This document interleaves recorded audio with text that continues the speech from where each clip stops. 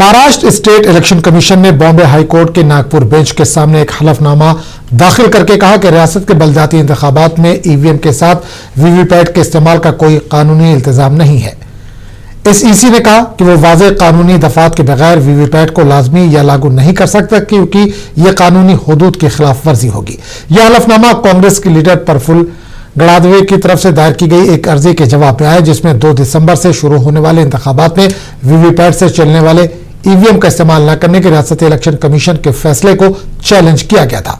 State election commission ने इस कानूनी मसले के अलावा एक बड़े तकनीकी चैलेंज की तरफ भी इशारा किया है। बलदियाती इंतखाबात में इस्तेमाल होने वाले कसीर रुकनी मल्टी पोस्ट ईवीएम के लिए वीवीपैट की डिजाइनिंग और तैयारी की फिजिबिलिटी एक मुश्किल काम है। कमीशन ने कहा कि वो बगैर किसी कानूनी इल्तिजाम, मंजूरशुदा डिजाइन और कम कुव्वत की वजह से आइंदा इंतखाबात में वीवीपैट का इस्तेमाल नहीं कर पाएगा।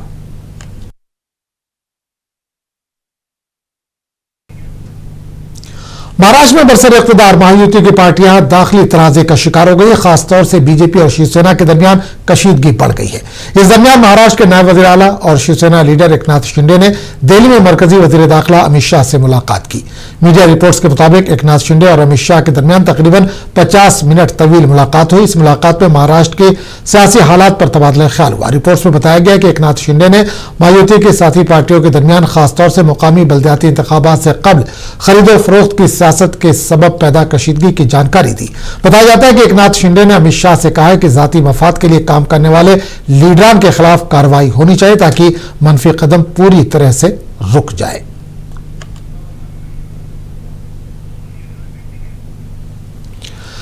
बीजेपी और शिंदे शिवसेना के दरमियान जारी रस्साकशी के दरमियान बीजेपी ने अब मुंबई में बीएमसी इंतखाबात के लिए एनसीपी अजीत धड़े के लीडर नवाब मलिक के खिलाफ एहतजाज शुरू कर दिया। एनसीपी ने बीएमसी इंतखाबात की जिम्मेदारी नवाब मलिक को दी है, जो मनी लॉन्ड्रिंग केस में जमानत पर बाहर है। इस पर बीजेपी के लीडर आशीष शेलर ने कहा कि नवाब पर संगीन इल्जामात है। मुंबई में अजीत पवार के धड़े के साथ इत्तेहाद नहीं हो सकता, यह कारकुनों का एहसास है। हम नवाब मलिक के साथ नहीं जा सकते। शेलार के इस मौकफ के बाद मुंबई में महायुति में कशीदगी बढ़ गई है। बीजेपी ने असेंबली इंतखाबात में भी नवाब मलिक की मुखालिफत की थी।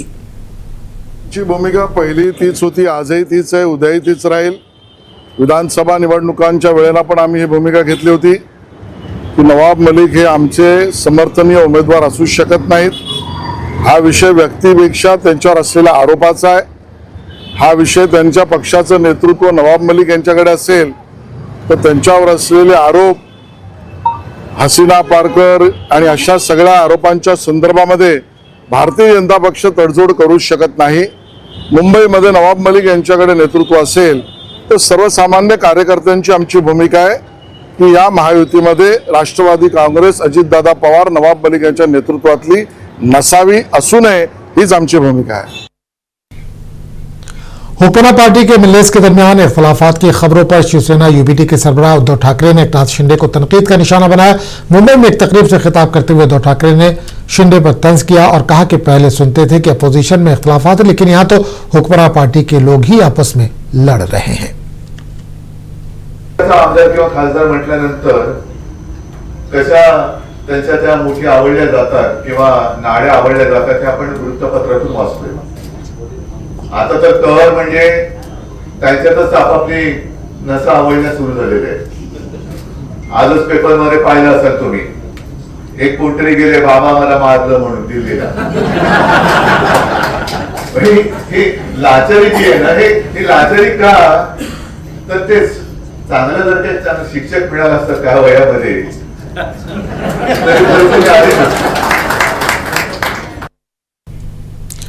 कांग्रेस ने बीएमसी चुनाव में एनसीपी एससीपी के साथ इत्तेहाद के ख्वाह है। कांग्रेस लीडर असलम शेख का कहना है कि हर पार्टी के कारकुनों की ख्वाहिश है कि तरह इंतखाबी मुकाबला किया जाए। तमाम इन्होंने कहा कि कांग्रेस पार्टी एनसीपी एससीपी से इत्तेहाद पर गौर कर रही है।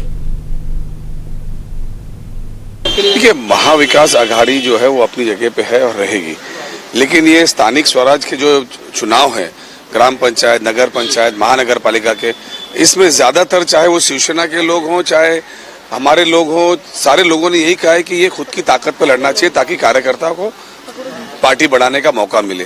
और ऐसा सुर जो है उनकी पार्टी से भी आ रहा था। संजय राउत जी ने भी कई बार इस तरीके से स्टेटमेंट दिया था, हमारे लोग भी यही चाह रहे थे। तो इसमें हमारे दो लोगों के बीच में कुछ ऐसा मतभेद नहीं है। ये अपनी अपनी पार्टी बढ़ाने के लिए हम लोगों ने निर्णय लिया हुआ है। क्या वजह रहा कि आप लोग अकेले? राहुल गांधी के खिलाफ कई शख्सियात की जानिब से लिखे गए खुले खत पर सुप्रिया सुले ने अपना रद्दमल जाहिर किया। उन्होंने कहा कि एक सेहतमंद जमहूरियत में हर किसी को खुला खत लिखने का हक है। 5 साल पहले इसी तरह का खत मोदी हुकूमत के खिलाफ लिखा गया था। पहले ये इनके खिलाफ था, अब ये इनके हक में है। एक जमहूरी मुआशरे में ऐसी चीजें होती हैं। देखिए, एक सशक्त लोकतंत्र में हर एक को खत लिखने का अधिकार है। आपको याद होगा 5 साल पहले मोदी जी के सरकार के खिलाफ भी ऐसा ही खत आया था, तो वो मोदी जी के सरकार के खिलाफ आया था, ये अभी उनके पक्ष में आया है। तो एक सशक्त लोकतंत्र में ऐसी चीजें होती रहती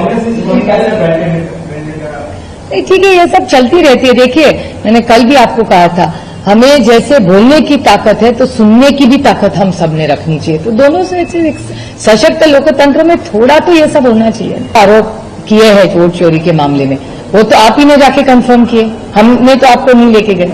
हर चैनल वहां गया, उसको बोले कि हाँ इस घर में 800 लोग हैं, एड्रेस तो 2 लोगों का रहने की भी जगह नहीं है, लेकिन वहां 800 लोग रहे।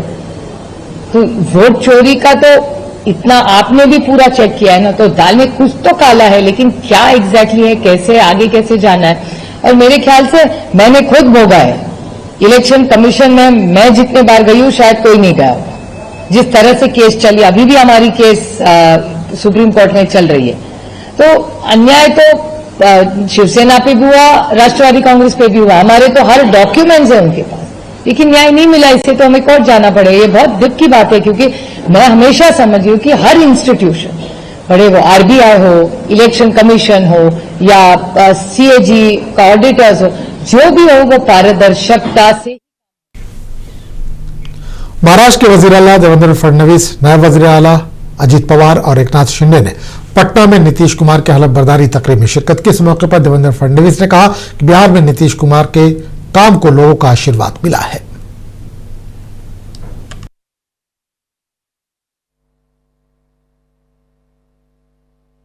ये जो सरकार बनी है, प्रधानमंत्री जी पर जो बिहार का विश्वास है और नीतीश जी ने जो बिहार में काम किया है, उसको एक प्रकार से लोगों ने फिर एक बार वोटों के माध्यम से आशीर्वाद दिया है और इसलिए सरकार बनी है। और मैं ऐसा मानता हूँ, बिहार का ये चुनाव केवल ऐतिहासिक नहीं है, तो बिहार को भी 21वीं शताब्दी का एक बहुत ही महत्वपूर्ण राज्य बना। महाराष्ट्र के नए वजीर आला एकनाथ शिंदे का कहना है कि बिहार आज जश्न मना रहा है। इन्होंने कहा कि लोगों ने नीतीश कुमार की तरक्की पर भरोसा जताया है। खुशी की बात है, माहौल है, पूरे बिहार में आनंदोत्सव है, कार्यकर्ताओं में जल्लोष है और नीतीश कुमार जी 10वीं बार शपथ ग्रहण कर रहे हैं, ये भी अपने आप में रिकॉर्ड है। और इसलिए मैं नीतीश जी को बहुत बहुत अभिनंदन करता हूँ एनडीए के गठबंधन की ओर से, और आदरणीय प्रधानमंत्री नरेंद्र मोदी जी का भी अभिनंदन करता हूँ। उनके नेतृत्व पर विश्वास रखकर यहाँ पर लोगों ने भर भर कर वोट किया। और महाराष्ट्र के नए वजीर आला अजीत पवार ने भी बिहार जीत पर एनडीए को मुबारकबाद दी। अजीत पवार ने इसे तारीखी मैंडेट करार दिया और कहा कि बिहार के लोगों को डबल इंजन वाली हुकूमत पर भरोसा है। सभी के जगह खुशी का माहौल है। आप सभी को मालूम है, बिहार में एनडीए की जीत एक ऐतिहासिक ऐसी जीत है। नीतीश कुमार जी बिहार के मुख्यमंत्री के रूप में अपनी 10वीं बार पारी संभाल रहे हैं। प्रधानमंत्री नरेंद्र मोदी जी और केंद्रीय गृह मंत्री अमित शाह और नीतीश कुमार पर जनता का दृढ़ विश्वास इस दफा विधानसभा चुनाव परिणाम में व्यक्त हुआ है और पूरे देश के लोगों ने वो देखा है। डबल इंजन सरकार पर बिहार जनता का ये विश्वास। आपको रखे बाखबर। देखिए मुंसिफ टीवी, लाइक कीजिए, शेयर कीजिए और सब्सक्राइब कीजिए। स्क्रीन पर दिया गया बटन जरूर दबाइए।